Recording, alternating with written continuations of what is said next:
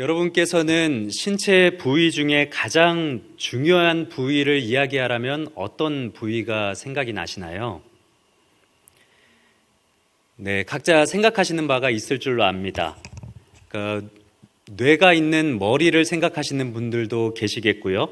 또 심장을 생각하시는 분들도 있으실 것 같아요. 그런데 누가 저에게 그런 질문을 한다면 저는 발이라고 대답을 할 수 있을 것 같습니다. 발이란 사실 우리의 신체 중에서 가장 소외받기도 하고 또 눈에 띄지 않으며 지저분한 부위이기도 하죠. 그런데 제가 이 발에 대해서 중요하다고 생각하게 된 계기가 있었어요. 제가 초등학교 6학년 때 한 번은 사고로 오른쪽 엄지발톱이 심하게 다쳐서 빠진 적이 있었습니다. 그런데 이 발톱 하나를 뽑았다고 해서 이전에는 전혀 생각하지도 않았던 일단 걸음걸이가 굉장히 불편해요. 막 이렇게 쉽게 걷지도 못하고 계속해서 그렇게 어렵게 걸었고요. 또 실수로 누군가가 제 발을 한번 밟았을 때에는 그 왜 성경에 나오죠. 그 수월에서 슬피 울며 이를 감이 있음이라. 그 아픔이 어떤 아픔인가 짜릿하게 아주 느껴지기도 했습니다. 그래서 어린 나이에도 통찰이 온 것 같아요. 발이 굉장히 중요했구나. 그때가 초등학교 6학년 때였습니다. 이 발이라는 것은 단순한 사람의 신체 부위를 넘어서 그 사람이 살아온 날에 대한 흔적을 보여주지 않나 싶습니다. 발과 관련해서 한 유명한 작품을 소개해드리고자 합니다. 네, 다음 그림을 한번 보여주시고요.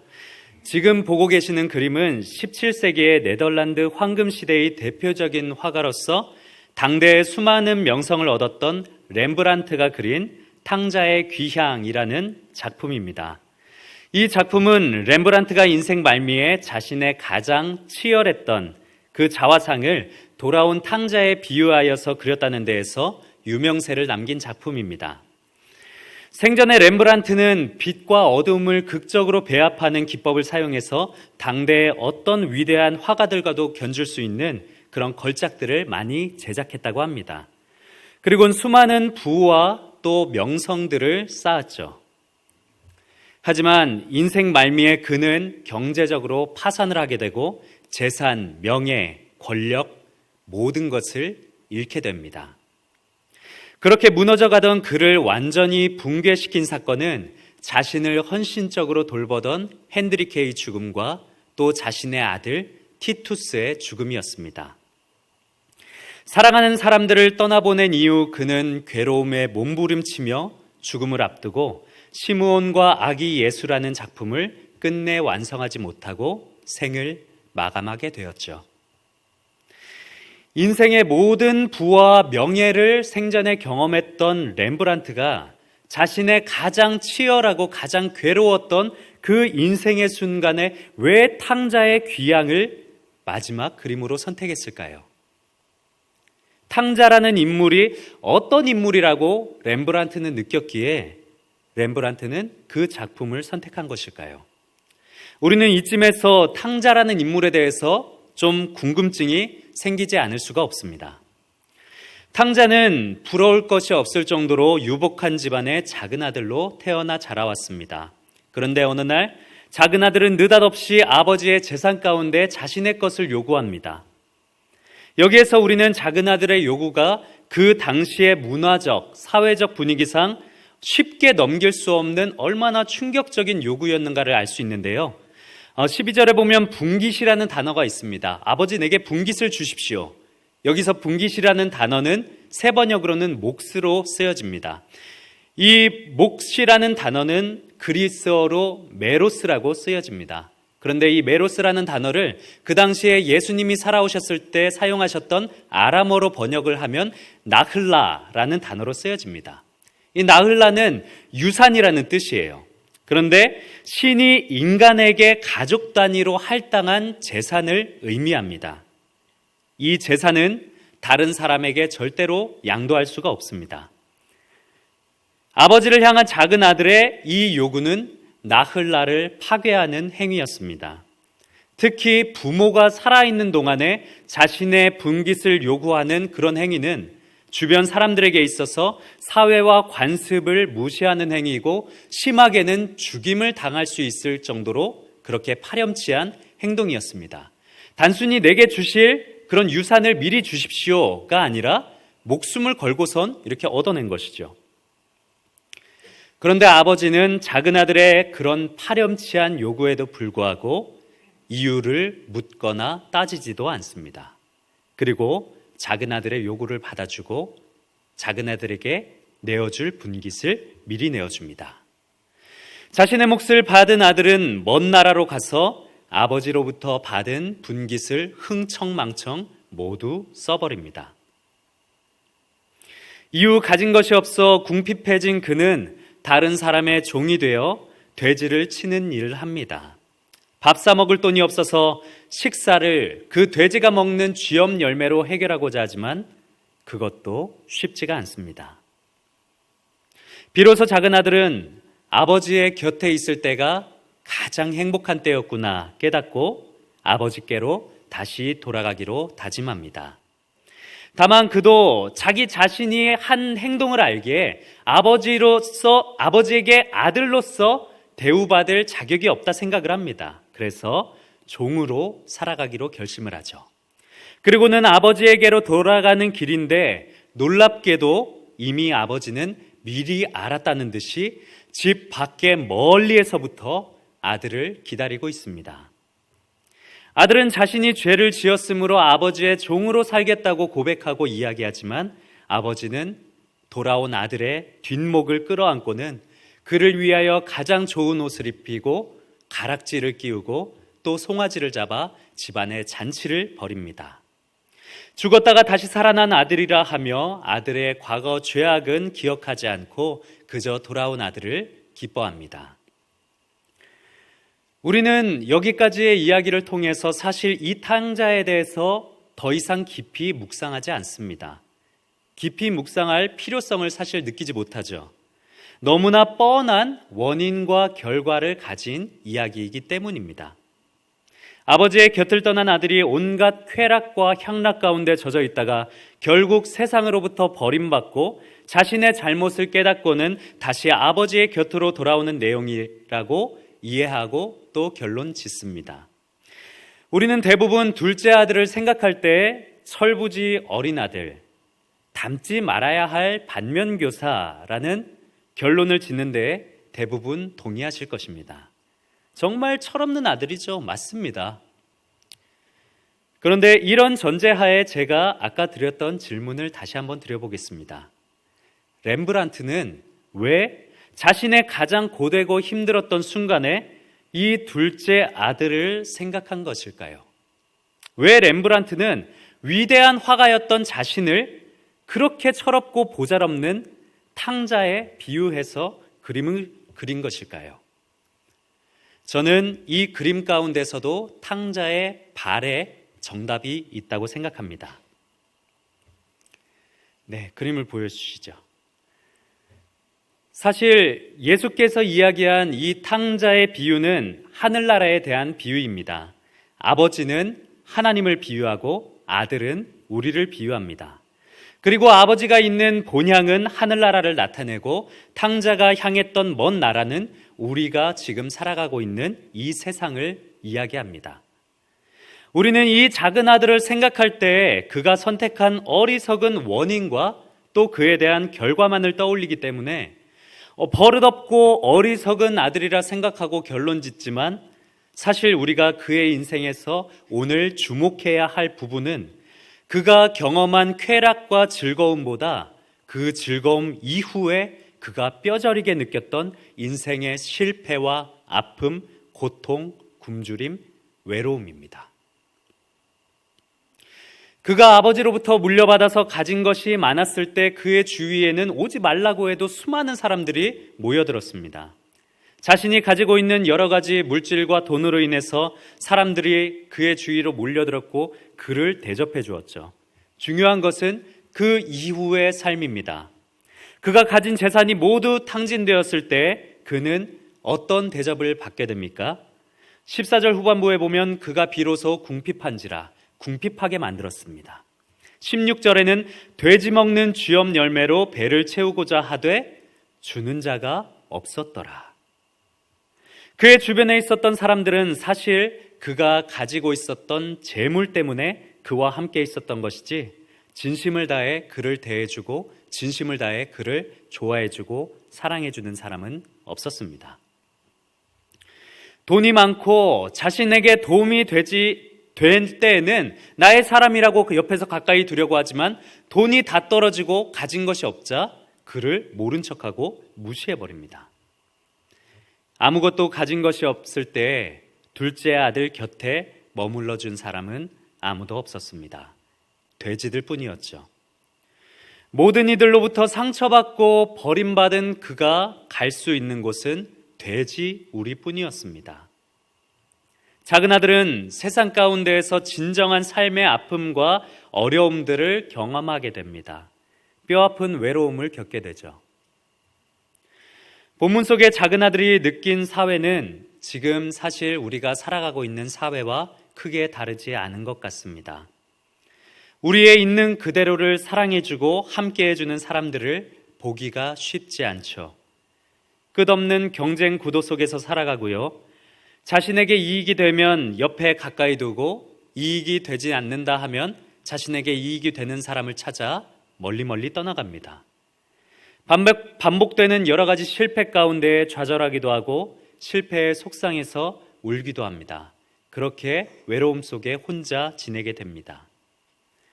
오늘 본문 속에 작은 아들이 갔던 먼 나라는 곧 지금 우리가 살아가면서 느끼고 있는 우리의 삶의 일부인 것입니다. 렘브란트도 그래서였나 싶지 않습니다. 자신을 둘째 아들에 비유했을 때 그의 어리석음을 비웃은 것이 아닌 그가 부했을 때 그리고 그 모든 부를 잃고 온갖 고통과 아픔 가운데 살았던 삶이 자신이 이 땅 가운데 살았던 그런 삶의 모습이 이 탕자와 같이 느껴져서 그래서 렘브란트는 탕자를 그리지 않았나 생각을 해봅니다.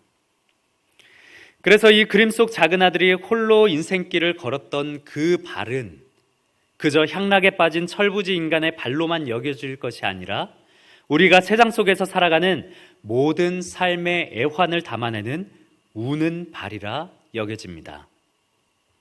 사랑하는 여러분, 우리도 탕자와 같이 이 세상을 살면서 실패와 아픔, 또 고통과 좌절을 곁에 두고 살아가지는 않으십니까? 사는 세월의 깊이가 깊어질수록 세상에서 살아가는 것이 기쁨과 즐거움보다는 상처와 메마름이 차지하는 비율이 더 짙어지지는 않습니까? 우리가 걷고 있는 이 인생길에서 우리의 발은 어떤 모습입니까? 우리의 발은 웃고 있습니까? 아니면 울고 있습니까? 릴케는 그의 책 로댕론에서 이렇게 이야기하죠. 니콜라스 3세의 발이 울었다는 대목을 읽었을 때 로댕은 벌써 알았던 것이다. 우는 발이 있다는 것을. 완전한 한 인간을 넘어서 울음은 어디에나 있다는 것을. 모든 땀구멍에서 솟아나는 엄청난 눈물이 있다는 것을. 분명 로댕은 니콜라스 3세가 살아온 인생이 애통이 가득했다는 것을 알았고 그로 인해 그의 인생을 우는 발에 비유했던 것일 겁니다. 사랑하는 여러분, 작은 아들과 같이 우리의 인생도 지쳐 있습니까? 겉으로는 표현하지 못해도 더 이상 눈물이 나지 않을 만큼 속으로 울고 있습니까? 작은 아들의 발과 같이 우리가 살아가는 인생의 발도 오늘 울고 있진 않습니까? 그렇다면 우리가 우는 발을 가지고 살아간다면 그 울고 있는 발로 우리가 거닐어야 할 곳은 어디일까요? 애통하는 심정을 부여잡고 우리가 나아가야 할 그곳은 어디일까요? 사실 오늘 본문에서 우는 발을 가지고 있는 사람은 둘째 아들뿐만은 아니었습니다. 탕자가 우는 발을 이끌고 향한 곳에는 또 다른 우는 발이 있었습니다. 우리 20절의 말씀을 함께 읽어보겠습니다. 오늘 본문의 20절의 말씀을 함께 읽어보겠습니다. 이에 일어나서 아버지께로 돌아가니라. 아직도 거리가 먼데 아버지가 그를 보고 측은히 여겨 달려가 목을 안고 입을 맞추니. 아직도 거리가 먼데, 아직도 거리가 먼데. 이게 무슨 뜻일까요? 아들이 오는 날에 아버지가 미리 알고 나가 있었다는 것일까요? 지금처럼 문자나 전화가 되는 것도 아니었고, 그렇다고 작은 아들이 내가 갈 테니까 나를 위해서 마중 나와 주십시오, 누군가를 시켜서 할 만큼 능력이 되지도 않았습니다. 돼지우리 인생이었는데요. 이 말을 되새겨보면 아버지는 아들이 집을 나간 그 날부터 매일매일을 집 밖 멀리까지 나와서 아들을 기다리고 있었다는 것입니다. 하루하루를 아들이 돌아오기를 바라는 마음으로 밖에 나가서 밤늦게까지 기다리다가 아들이 돌아오지 않자 슬퍼하며 다시 돌아오고, 다음날 아침이 밝아오면 또 아들이 언제나 돌아올까 저 멀리 나가서 아들을 기다리다가 또 돌아오지 않자 실망하며 집으로 돌아오고, 아버지는 그렇게 아들이 집을 나간 그 순간, 그 날부터 하루하루를 기약 없는 아들을 기다린 것입니다. 사랑하는 여러분, 이 아버지의 모습을 통해서 우리가 느끼고 알 수 있는 것은 무엇입니까? 하나님은 어떤 분이십니까? 우리가 사는 세상 가운데서 때론 실패하고 좌절하고 절망하고 배신도 당해서 그로 인해서 상처받고 위로해주는 이가 한 사람도 없을 때 하나님은 무엇 하고 계십니까? 세상 속에서 울고 외로워하는 우리들을 보면서 하나님 또한 매일매일을 우는 발로 우리와 함께하고 계신 것 아닐까요? 작은 아들이 먼 나라에서 고생하고 힘들어하고 있을 때 그는 아버지가 여전히 매일 집에서 멀찌감치 나와서 자신을 기다리는 줄을 몰랐을 것입니다. 알 방법이 없어요. 그러기에 자신이 더 이상 아버지의 아들이 될 자격이 없으니 종으로 살아가겠다고 고백한 것이겠죠. 하지만 아버지는 작은 아들이 자신을 떠난 그 날부터 그가 쾌락 가운데서 삶을 살아도, 가진 것을 모두 탕진하여서 버림받았던 그때에도 늘 집 밖 멀리서 나와 그 아들을 기다렸습니다. 아들이 집을 나간 그 순간부터 오로지 아들 생각뿐이었습니다. 오매불망 아들을 기다리던 그 아버지의 발은 아들의 발보다 더욱 울고 있었습니다. 사랑하는 여러분, 실패할 때가 많죠. 그로 인해서 좌절할 때도 많이 있습니다. 때로는 아무 이유 없이 우울증이 찾아올 때도 있고요. 나 자신의 한계에 부딪혀 나 자신에게 실망하며 괴로워할 때도 있습니다. 주변에 있는 사람들이 아무도 나를 몰라준다고 생각하여 마음이 훌쩍할 때가 있습니다. 그런데 여러분, 기억하시기 바랍니다. 하나님은 우리의 행위나 모습, 우리가 가진 것을 보고 우리를 사랑하시는 것이 아니라 우리의 있는 존재 자체를 사랑하시는 분이십니다. 저만 해도 그렇습니다. 제게는 5월 다음 달에 돌이 되는 아들이 하나 있습니다. 지금도 저 뒤에서 이제 예배를 같이 드리고 있는데요. 이 아들이 할 수 있는 단어는 딱 3가지가 있습니다.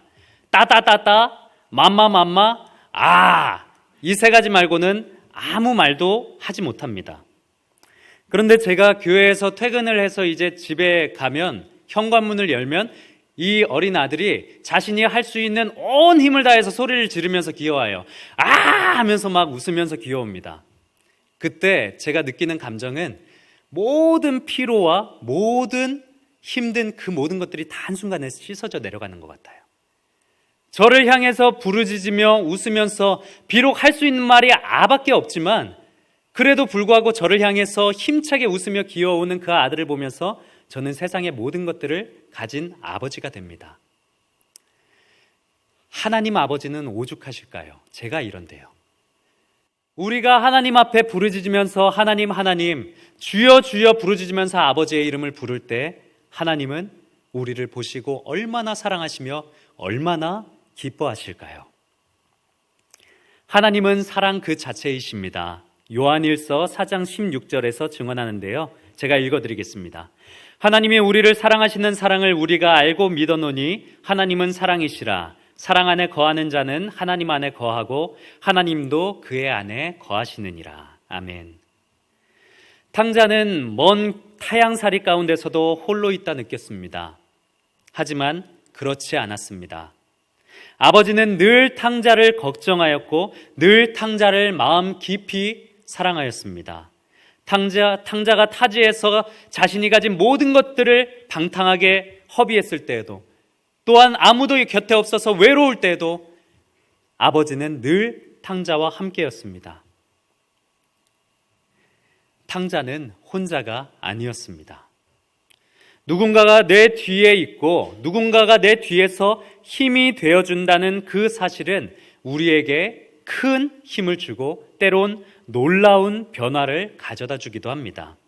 우리가 삶을 살아가다 보면 넘기 힘든 삶의 고비들이 수없이 찾아옵니다. 일적인 면에서, 학업적인 면에서, 관계적인 면에서, 가정과 자녀 가운데, 때로는 신앙생활을 하면서 우리에겐 우리의 힘으로 넘을 수 없는 그런 고비들이 굉장히 많이 찾아옵니다. 그래서 실패하고 그 실패에 좌절하기도 하지요. 나아가야 할 방향성을 잃고 우울감에 빠져 그 자리에 앉아 일어서지 못할 때도 많이 있습니다. 그때 그 누구도 나에게 쥐염 열매 하나조차 주지 않는다 느껴질 때가 있습니다. 하지만 여러분, 울고 있는 여러분들을, 울고 있는 우리들을 바라보시며 우리의 우는 바를 부여잡고 함께 하시는 하나님이 계심을 기억하시기 바랍니다.